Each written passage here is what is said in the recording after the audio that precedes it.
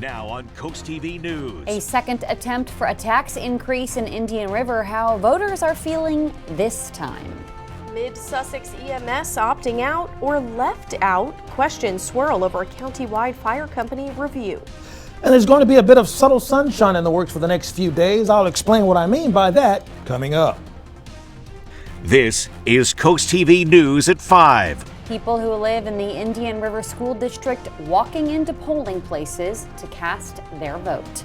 Good evening. I'm Madeline Overturf. And I'm Christina DeRobertis. Charlie Sakaitis has the night off. Welcome to our News at 5. We begin tonight with round 2 of the Indian River School District current expense referendum.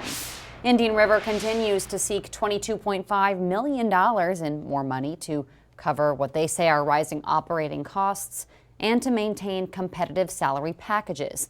The district says since fiscal year 2023, they've had budget deficits ranging from about $4 million to over $7 million. CoastTV News reporter Ana Sofia Roman is live in Georgetown. Ana Sofia, you spoke with people in the district both for and against the referendum. Maddie, I visited 3 out of the 8 polling places today and opinions were very mixed. Everyone agrees, though, whether for it or against, it's a big deal. This is the second referendum for the Indian River School District this year, after the first one failed in March. If the referendum doesn't pass, the district says they will need to cut staffing and programs. For Susan Marcantone, this is an issue that hits home. I voted for the referendum because I voted for my grandchildren. They need the money to continue their education, and basically because kids are our future, and if we don't educate them properly, then there is no future. Now, if the referendum passes, what does it mean to those who live in the district? Taxes will go up $22.40 a month, or $268.88 per year for the average taxpayer. For some like Michael Yeager, the increase is not an issue. I don't mind paying additional money if I think that money is being used wisely and effectively. Laura Conrad showed up at the polls once again after voting in March, and she still stands on the same side. Until they start disclosing everything that they're spending money on, my vote is always going to be no. I don't want no hiding around the bushes. I need them to be straight with us, what they're spending the money for. If it's for the kids, that's fine. But this other stuff they're spending it for, no go for me. Another attempt to get more money for the school community. If you haven't voted but are interested in doing so, you have until 8 p.m. tonight. But you must live in the district. The district expects to have results by 9 p.m. Live in Georgetown, Ana Sofia Roman, CoastTV News. Thank you, Ana Sofia. There's been several referendums up until this point. You might remember it was in March that the expense referendum was rejected. Just like today's, that vote aimed to secure funding for operating costs and the recruitment and retention of staff. At the time, the district said taxes would have been about $24 a month or about $289 per year. That's actually more than what they're asking for now. And during a 2020 referendum, voters said yes to a new Sussex Central High School. That did, though, take 3 different attempts. CoastTV is following the story as the polls. We'll keep you updated on coasttv.com.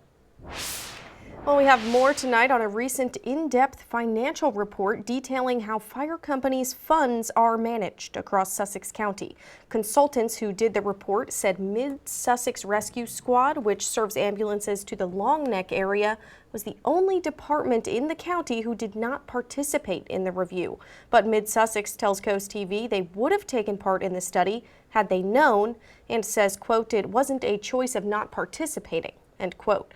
However, a spokesperson for the Sussex County Firemen's Association tells CoastTV they notified Mid-Sussex months ago, and they feel like there's, quote, untruthfulness involved, end quote. Some locals say they have questions. I found it troubling because I see a lack of transparency, and then you have to wonder why. And we reached out to Facets Consulting, who were in charge of the report, about the correspondence with Mid-Sussex. They said they had no comment at this time. This does bring us to our Coast TV poll tonight. We want to know, would you pay more taxes for better fire service? Let's take a look at the results so far, and 56% say absolutely yes, 18% say maybe some, 13% say only if needed, and 13% say never at all. And it's important to note this tax is being asked because that's a recommendation from the report to add a tax to support more money for these fire and EMS services. Right, and you can still let us know what you think. Go ahead to coasttv.com or use our mobile app to vote. Now we're looking live outside into Ocean City, and it's time to check in with our First Alert Chief Meteorologist, Paul Williams. Good evening, Paul. Good evening. Well, where there's smoke, there was some fire bringing some smoke in our direction, and we're starting to slowly clear up, but we're continuing to monitor this with our small or mesoscale modeling. In Dover, we're looking at it staying a bit on the overcast side with temperatures in the 80s. We're at 74 degrees by 9 o'clock. So here's the latest on what's happening with our air quality index. We're at moderate levels right here in Delmarva, but notice we now have an orange dot in Philadelphia, just right along the border here, and over right off the coast here for New Jersey. So it's still deteriorated in that sense, but when we take a look at our modeling is indicating that we're looking for the plume of smoke that was a result of some of the or the residual effect of some of the fires that happened in Canada. That's beginning to move out of the way as we go into Friday. But right now we're still dealing with it. Now, also an update, the immediate Philadelphia area just to our north, that's now been allowed to escape the wrath or the concern for possible air quality concerns, although we do have this small county that's just between York and right along those northern portions of Maryland. Right here at home, a little more focused on home, we are looking for temperatures in the 60s with winds primarily pushing out of the south. Our big concern now, Maddie, is going to be the amount of sunshine we get and how quickly it might actually burn your skin. Well, thank you. Emergency crews in Baltimore are now working to clean up thousands of gallons of red-colored fuel that spilled into Baltimore's Inner Harbor. Ryan Abel shows us the source of the spill and how Maryland is responding. Parts of Baltimore's Inner Harbor tainted red Wednesday. We can smell gas. Obviously, you can smell that gas, and we can see the oil on the water. But we know people are understandably concerned. An estimated 2,000 gallons of diesel fuel spilling into it. The gas, containing red dye, staining the marina at the South Central Avenue Bridge. The source of the leak, a hospital facility, Johns Hopkins. A hospital spokesperson says a fuel delivery from a third-party vendor accidentally overfilled 2 tanks. Maryland's governor saying that at least 10 different city and state agencies responded to the emergency. We have seen over 100 personnel literally worked through the night to make sure that we had this situation under control and contained. The Coast Guard leading the containment and cleanup efforts, racing against the clock to flush the fuel from the leak point downstream to the capture point at the harbor before rain threatens the operation. Oil-absorbent materials and skimmers at the harbor are feeding the fuel into a 4,000-gallon pump truck. At least 24 oiled geese and other birds have been impacted by the spill, some taken to rehab by the Maryland Department of Natural Resources. Officials insisting that drinking water is safe and warning the public to stay away and use alternate routes while the cleanup continues. Our top priority today, tomorrow, and every day is the safety of our residents and our environment. And we're going to do everything in our power to restore the area as quickly as possible. In Washington, Brian Abel reporting. Well, commercial pollution violations could soon cost more in Delaware. This week, lawmakers introduced the Pollution Accountability Act. It would update the fine structure for commercial polluters by increasing penalties for violations such as air pollution and hazardous waste. For example, lawmakers say an oil pollution violation could be fined up to $40,000 per day. That's compared to the current $10,000 limit. If approved, the bill would also require that a larger percent of those fines be reinvested into affected communities. President Trump and his former advisor, billionaire Elon Musk, are feuding over the so-called Big Beautiful Bill, which Musk called a, quote, disgusting abomination. Musk is responding in real time on social media. Just last week, the president, though, praised Musk on his last day as a special government employee, calling Musk a great man. Now, the president is claiming Musk is angry that cuts were made that impact his businesses. I'm very disappointed because Elon knew the inner workings of this bill. And, you know, Elon's upset because we took the EV mandate. Today, Musk also claiming Trump is ungrateful for his efforts. The president saying, though, they had a great relationship. In related news, Tesla stocks tanked in trading today. Shares for the EV giant dropped about 15% by mid-afternoon, wiping away about $150 billion from its market value. Analysts are tying the drop to his imploding relationship between Tesla CEO Elon Musk and President Trump. Coming up next, boating hazard, where officials say boaters should be mindful as they travel through the Little Assawoman Bay. Elevated UV index is going to be a thing for us to keep a close eye on, along with more mugginess. And so now we've got to pull out the skeeter meter because, hey, we're looking for Friday, high chance of dealing with mosquitoes, moderate for Saturday, and low on Sunday. But first, working out for a cure in this week's Coastal Connections. 2 local trainers have a unique way of raising money for cancer research. Up next.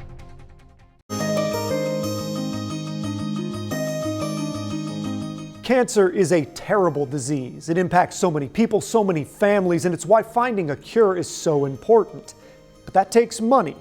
In this week's Coastal Connections, Coast TV reporter Brandon Ferguson shows us how 2 Rehoboth Beach trainers are doing something unique to raise money. 200 burpees. 196. For 100 days. For one cure for cancer. Everybody knows somebody who's been impacted in some way. That's what Adam Howard and Bruce Clayton are doing to raise money for the BB Tunnel Cancer Center, a place that Howard has a personal connection to. My father was treated there. My father-in-law was a radiation oncologist at BB through the Tunnel Cancer Center, and then also my mom had breast cancer. This is the 3rd year that these men are doing this fitness challenge. Last year, they raised over $6,000 for cancer research. According to the National Cancer Institute, Sussex County has over 1,600 new cancer cases a year. Trainer Bruce Clayton says these workouts are dedicated to each and every person diagnosed. I mean, this compared to what other people might be going through is a piece of cake.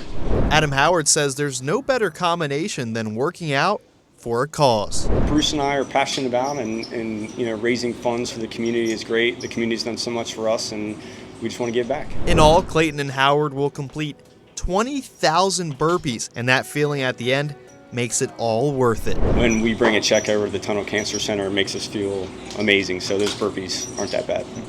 To donate, you can go directly to BB Tunnel Cancer Center or to the Body Shop in Rehoboth Beach, where any form of donation is accepted. Burpees for BB, working out for a cure. For Coastal Connections, I'm Brandon Ferguson.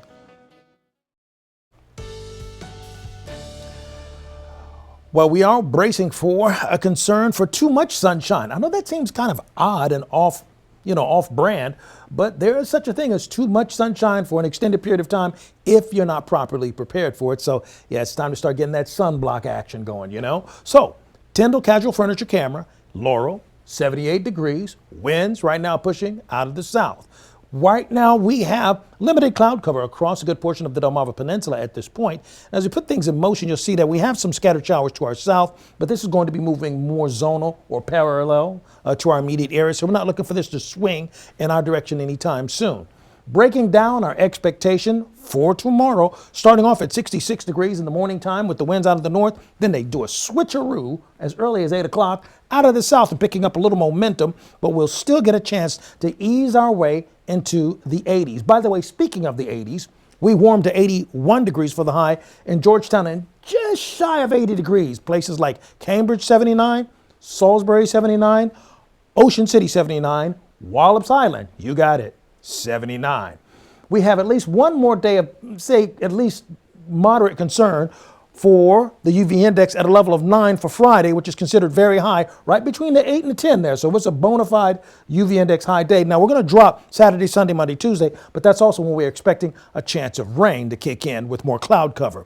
73 for the high in Rehoboth, but in Georgetown, Laurel, and Seaford, 80 degrees. We'll warm to 82 in Vienna and Cambridge with winds out of the southeast at 6 to 12, and we'll get up to 78 degrees from Pocomoke City, Snow Hill, and Berlin. Now, along the coast, generally speaking, we're going to stay in the 70s.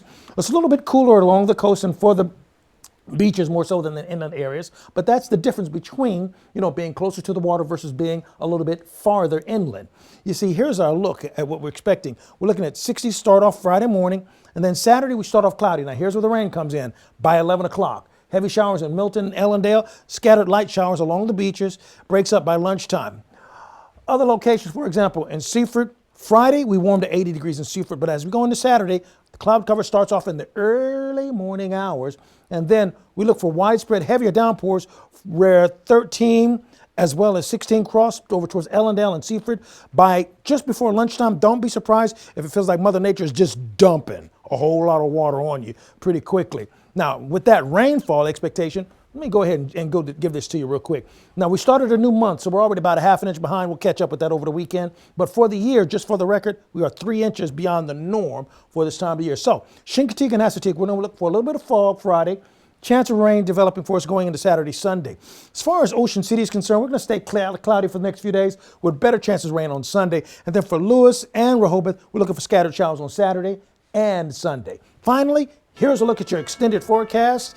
And we're going to dip to the 70s Sunday and Monday, but we'll go right back into the upper 80s going into next Thursday. Thank you, Paul.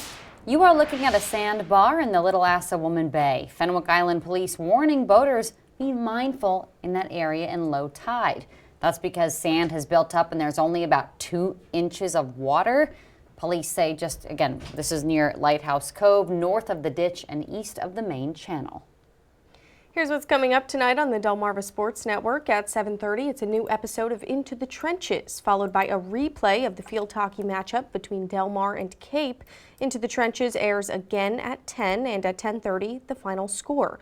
Over on DSN Plus, we have 2 Maryland Supreme Summer League basketball games at 6:15. Then at 7, it's the Eastern Shore Senior All-Star Baseball game. Coming up next, a large fire at a Philadelphia city bus facility. What officials know so far. Stay tuned on CoastTV News at 5. A large fire broke out this morning at a Philadelphia city bus facility. Officials say the fire broke out at what they call the bus graveyard, where all out-of-service buses are stored. Now, right now, nobody was hurt, and it's still not clear how that fire started.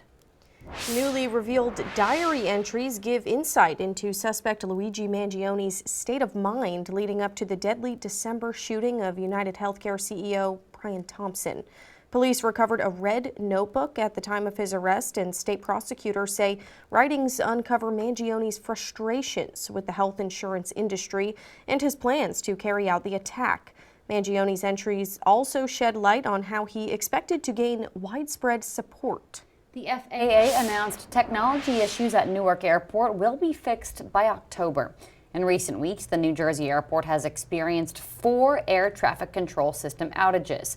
The problems have caused pilots and controllers to be without communication.